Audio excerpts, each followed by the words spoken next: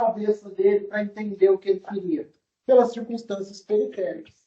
E a doutora Maíra fez uma explanação brilhante aqui, que demonstra que o réu não tinha a intenção de matar.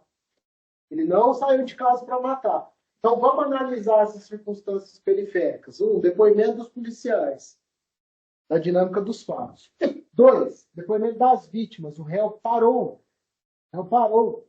Na hora lá que estava acontecendo o fato, ele para. Vitória tira a faca da mão dele, joga a faca no chão. E observe que eu perguntei para todas as testemunhas.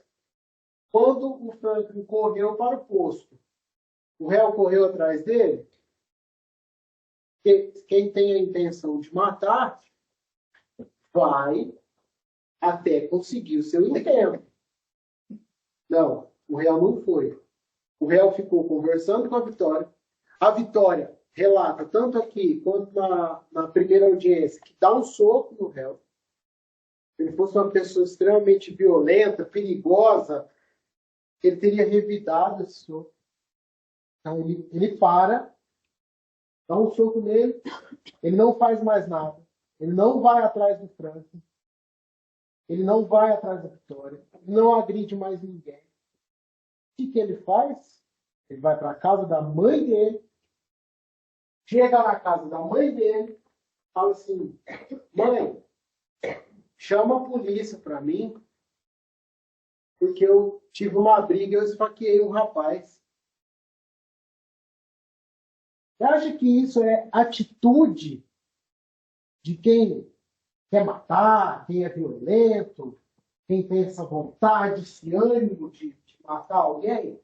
A polícia chega, pega ele na casa da mãe, tira ele da mãe dele, ele vira para os policiais e fala assim: eu entrei numa briga lá e esfaqueei um rapaz. Eu estou arrependido. Os policiais levam ele preso e ele está preso até hoje. Primário, trabalhador. O patrão dele falou que não mandou ele embora. A carteira de trabalho dele está nos autos, está registrada. Ele é tão bom funcionário que o patrão dele falou assim: estou esperando ele sair da cadeia para ele voltar a trabalhar. Isso é conduta de uma pessoa que tem um intento homicida, que sai de casa maquinando matar alguém. Então, as circunstâncias periféricas do fato demonstram que ele não tinha intenção de matar. Então, doutores, o que os senhores querem? Né? Depois de falar aqui com os senhores, o que é a tese da defesa? Os senhores vão ser apresentados, os senhores julgar, de acordo com a íntima convicção dos senhores, os quesitos. São as perguntas do juízo em relação à condenação do Gabriel. Já adianto, queremos que ele seja condenado. Tá? Eu não vou pedir a absolução dele, não. E os quesitos, eles são assim, eles começam assim. No dia 7 de maio, o Franklin sofreu as lesões descritas no laudo de folha 99 e 100, que é esse laudo que eu e a doutora Maíra lemos para os senhores.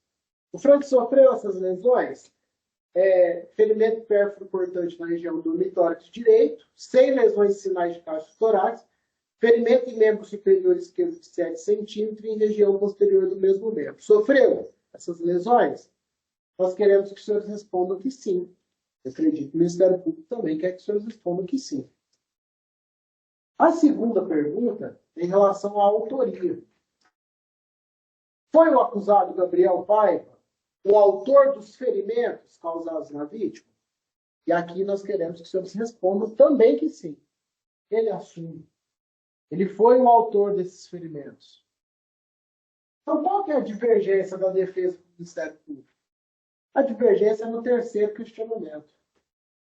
Fala o seguinte: agindo assim, o acusado deu início à execução de um crime de homicídio que não se consumou por circunstâncias alheias à sua vontade, consistente no efetivo socorro e na intervenção médica? Aqui, nós da defesa, queremos que os senhores respondam que não. que ele não iniciou um crime de tentativa de homicídio. Isso não tem prova no processo. Não há prova no processo de que o Gabriel queria, de fato, matar o Frank. Nós não temos essa prova no processo. Ah, doutor, e qual vai ser o efeito? Nós vamos falar a verdade para os senhores. Nós não queremos enganar e usar artimanhas judiciais aqui, não. Qual vai ser o efeito disso? O efeito disso é que o processo sai da competência do tribunal do júri e vai para a doutora Ana, para que ela julgue a lesão corporal grave. Então, ele vai ser condenado a uma lesão corporal grave. Ah, ele vai sair livre? Não, não vai. Ele vai ser condenado, vai perder a primariedade dele. Ele ficou 1 ano e 2 meses, já está preso. Isso é a injustiça que nós temos nesse país? Eu me sinto, às vezes, até envergonhado. Essa menina aqui, a irmã dele, ela ia toda semana no meu escritório. Porque eu falei para ela o seguinte, no dia que ela me contratou, eu falei para ela o seguinte, Maria, seu irmão é primário, seu irmão é trabalhador, está com carteira assinada, as lesões não foram graves, seu irmão vai sair da cadeia, vai responder esse processo em liberdade. Eu prometi isso para ela. Há 1 ano e 2 meses atrás. E esse menino está preso até hoje. Até hoje. O patrão dele não demitiu ele, porque falou assim para mim, doutor, eu vou esperar ele sair, que eu quero ele trabalhando de novo comigo. Observe como que o nosso sistema de justiça é injusto. E eu estou falando que não é para ele ficar preso, ele vai cumprir a pena da lesão corporal grave. Mas observe como é injusto. Quantos casos nós vemos na TV, já que o doutor gosta de citar a caso do Nardoni, quantos casos nós vemos na TV das pessoas falando assim, o Brasil é o país da impunidade. Você faz as coisas no Brasil, não acontece nada. Para ele, que é trabalhador, que é um menino bom, que nunca teve histórico de violência, policiais que trabalham aqui na comarca, há quantos anos eu perguntei, vocês já atenderam alguma ocorrência em relação a ele? Sabe se ele usa droga, se ele tem envolvimento com crime? Os policiais sabem. Não, doutor, nós nunca vimos ele, nunca tivemos contato com ele. Está preso há 1 ano e 2 meses. Eu me sinto envergonhado de encarar essa família, essa mãe, essa irmã, e de ter prometido para elas uma coisa que eu não consegui. Por quê? Porque muitas vezes a justiça não é justa. Mas os senhores vão conseguir fazer justiça. E aí, antes de finalizar minha fala, eu queria contar para os senhores 2 coisas. Porque quando acontece um fato aqui, não sei se os senhores já foram jurados em algum processo, e de fato já tive alguns processos bem complicados, e já defendi réus que não mereciam defesa, inclusive, os senhores sabem. Quando acontece um fato, que o réu tem o mínimo de histórico negativo, não é primário, passou pela delegacia, Ministério Público pisa no réu e fala assim, esse réu merece ficar preso, porque ele tem uma ficha criminal, porque ele é um criminoso pontual. Eu já participaram do judiciário. Agora, quando o réu é um rapaz trabalhador, arrimo de família, sustenta a mãe, ajuda a irmã, não, isso não tem nada a ver. Não devemos levar em consideração porque nós estamos julgando o fato. Além do fato, estamos julgando a pessoa. A Gabriela está aqui. Tive o privilégio de ter escolhido por ele como advogado dele, de estar 1 ano e 2 meses nesse processo e de ir praticamente toda semana falar com ele na cadeia e conhecer o menino que ele é. Eu tive o privilégio de saber a história da vida dele, saber que com 9 anos de idade esse menino perdeu o pai. E aí o tio começou a criar ele. E aí quando ele tinha 16 anos, o tio se matou. E mesmo assim, esse menino nunca cometeu um crime na vida dele. Nós não vamos levar isso em consideração para julgar o que de fato aconteceu. Nós não vamos levar em consideração que esse menino trabalha, que esse menino sustenta a mãe dele, que ele nunca bateu na esposa, que ela falou aqui, que ele nunca agrediu ninguém, que a Lívia teve aqui e falou, na escola ele era um menino bom. Isso não vale? Eu garanto para os senhores que se ele tivesse um A na ficha criminal dele, o promotor ia espizinhar essa ficha. Então vamos lá. Vamos julgar a pessoa como nós gostaríamos de ser julgados.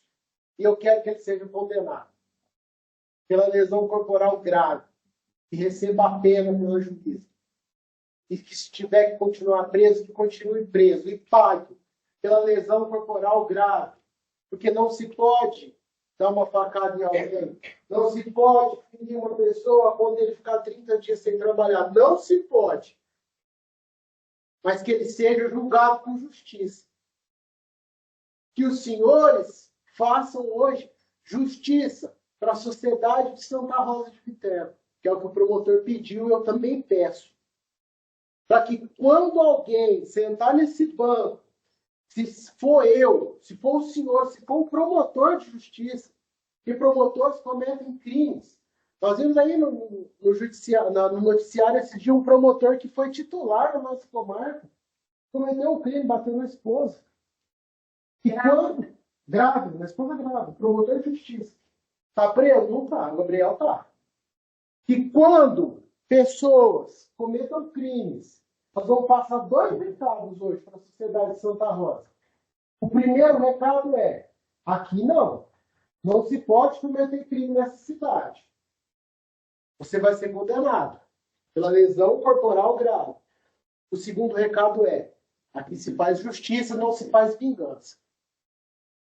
O segundo recado que nós vamos passar para a sociedade Santa Rosense hoje é, aqui nós julgamos com justiça. Não é o que o promotor quer. Não é o que o Ministério Público quer. Aqui não é lógica que é prova. Aqui é prova do processo. E nós, enquanto jurados, vamos passar essa mensagem. Vamos condenar o Gabriel com justiça. Com base em quem ele é e com base no que ele fez. Esse é o pedido da defesa para os senhores. Que levem tudo isso em consideração. Que levem em consideração o histórico do Gabriel.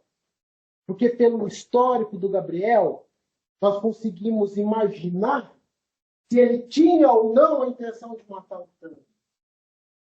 Pelo histórico. O doutor promotor é um excelente orador. Eu estou começando nessa carreira agora. Eu tenho minhas limitações. Tenho a sorte de ter a doutora para me ajudar. Mas, assim, o discurso bonito do promotor não pode convencer os senhores a deixar de fazer a justiça, a deixar de decidir o que é justo. O doutor não é daqui, o doutor não conhece a família dele, o doutor não sabe do histórico dele. Nós, da defesa, estamos também fazendo um serviço para a sociedade. O doutor vem e fala, eu defendo a sociedade. Eu também defendo a sociedade. E pode ter certeza que qualquer um que cair nesse banco vai ser defendido por nós com a mesma paixão para que se faça justiça. Eu venho aqui, já fiz vários dias aqui na cidade, sempre com verdade, sempre com respeito à vítima, sempre pedindo a justiça. Quando tem que pedir para condenar, eu peço para condenar. Eu quero que os senhores condenem o Gabriel pela lesão corporal grave e não pela tentativa de homicídio. Porque o Gabriel merece justiça. Mais 6 presos. Eu agradeço os senhores. Para complementar, eu ouso discordar do meu colega, mas eu não achei bonito essa fala do Ministério Público, não. Que boniteza tem numa pessoa que chega aqui e mexe, e não conta a verdade, que omite, que está indo contra a própria denúncia que o Ministério Público fez. Não tem nada de bonito nisso, não. Nós estamos aqui para julgar um par de acordo com o que realmente aconteceu. Nós não estamos aqui para mostrar para a sociedade punição, para apenas aplicar pena longa nele. Não, nós estamos aqui para fazer justiça. E é isso que os senhores têm que tem que perceber e julgar de acordo com as provas do processo. Porque aqui não vale suposição da defesa, não vale suposição do Ministério Público, não vale suposição da magistrada, de ninguém.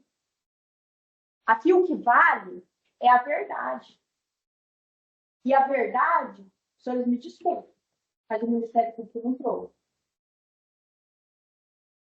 E mais, eu tenho a acrescentar aos senhores que ainda os senhores acreditem nessa fantasiosa versão trazida pelo Ministério Público de que o Gabriel queria matar o Frank,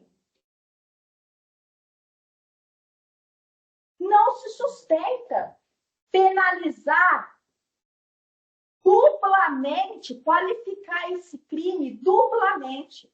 E o que o Ministério Público quer é dizer o seguinte, olha, ele não só queria matar, mas ele quis matar por um motivo bobo, fútil, inútil, desproporcional. E mais, ele atingiu a vítima, ele impediu qualquer reação da vítima.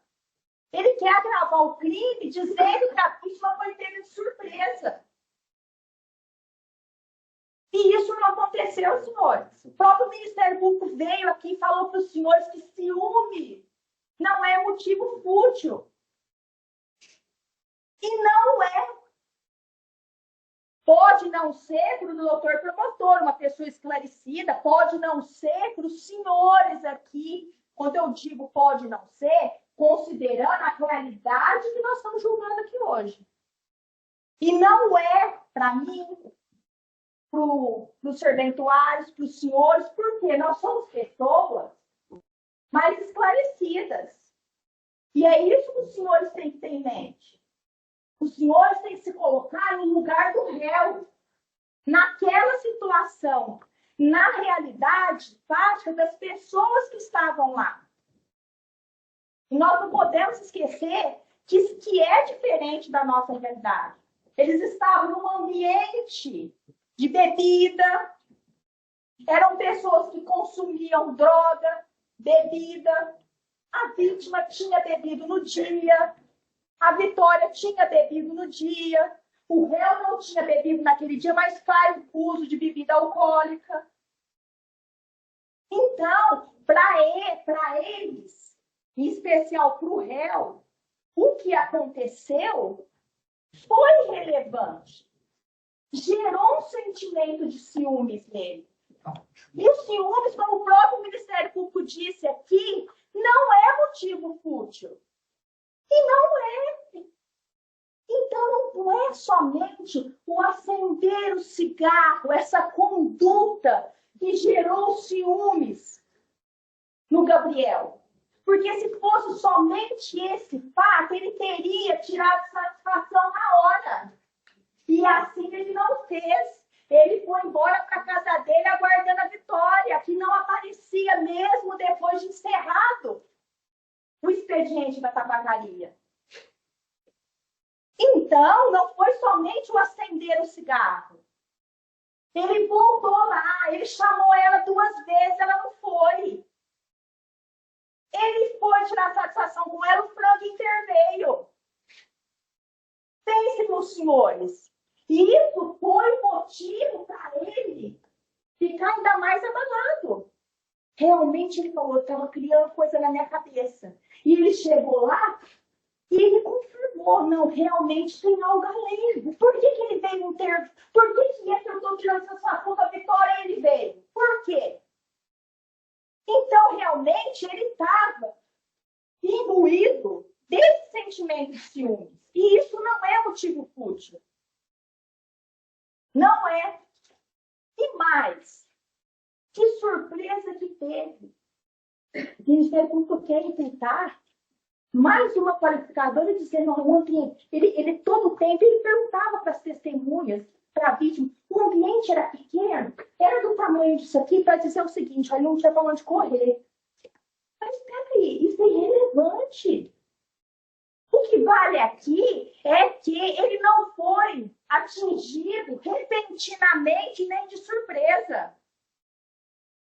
O próprio Ministério Público fala na denúncia que o Frank interveio. Quem intervém numa briga tá ou não está esperando uma reação? É possível ou não é você esperar uma reação? Um contragolpe? Um xingamento? É óbvio que é.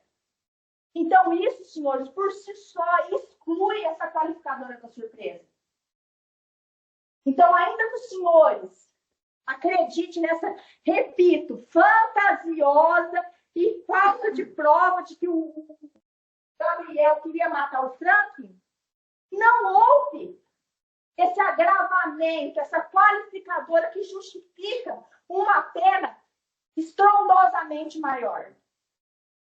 Somente para que os senhores percebam, um homicídio simples. O que é um homicídio simples? Matar, ponto final. Não há nada além que agrava isso. É uma pena mínima de 6 a 20 anos. Ela parte dos 6 e o máximo é 20. Quando você imputa uma qualificadora, que é isso que o Ministério Público vem fazer para os senhores, não é uma só, ele quer 2. Essa pena, ela salta.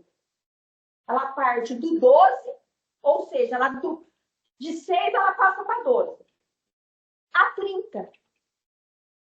Então, o homicídio duplamente qualificado aqui vai partir de uma pena mínima de 12 anos. 12.